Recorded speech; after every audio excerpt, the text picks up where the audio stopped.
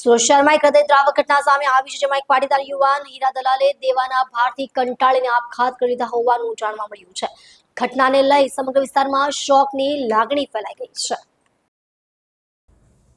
મળતી માહિતી મુજબ યુવક પર હીરા દલાલીના વ્યવસાયમાં અંદાજે 50 લાખ રૂપિયાનું દેવું થઈ ગયું હતું. ખાસ કરીને દિવાળી પહેલા થયેલ નુકસાનને કારણે તે ભારે આર્થિક તંગીમાં મુકાયો હતો. દેવાના બોજાને કારણે લેણદારો સતત ફોન કરીને રૂપિયા માંગતા હતા, જેના કારણે યુવક માનસિક રીતે ખૂબ જ તણાવમાં રહેતો હતો.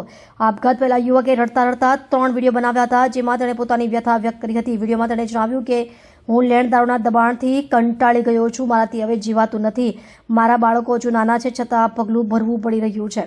આખરે લેણદારોને સંતોષકારક જવાબ આપી શકતા ન હોવાથી યુવકે પોતાની ઓફિસમાં ઝેર પીધું હતું. ઘટનાની જાણ થતાં તેને તાત્કાલિક સારવાર માટે ખસેડવામાં આવ્યો હતો, પરંતુ ડોક્ટરોએ તેને મૃત જાહેર કર્યો હતો. આ બનાવની જાણ થતાં પોલીસ સ્થળ પર પહોંચી તપાસ હાથ ધરી છે અને યુવકે બનાવેલા વિડીયો અને અન્ય પુરાવાઓના આધારે વધુ કાર્યવાહી શરૂ કરી છે. આ ઘટનાએ ફરી એકવાર માનસિક તણાવ અને આર્થિક દબાણના ગંભીર પ્રશ્નોને ઉજાગર કર્યા છે. હું હવે લેણાવાળાથી કંટાળી ગયો છું. હું મારી જાતે આપઘાત કરું છું. મારા ઘરમાં કોઈનો વાંક નથી, મારા ઘરવાળા બધા સારા છે. તું મને માફ કરજે. છોકરા નાના છે, મારે આ કરવું નથી, પણ થઈ જાય એમ છે. હું જવાબ નથી દઈ શકતો લોકોને. બહુ ટેન્શનમાં છું, મારાથી જીવાતું નથી.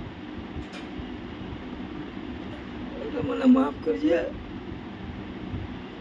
મારા ઘરવાળા બધા હારા છે, એનો કોઈનો વાંક જ નથી.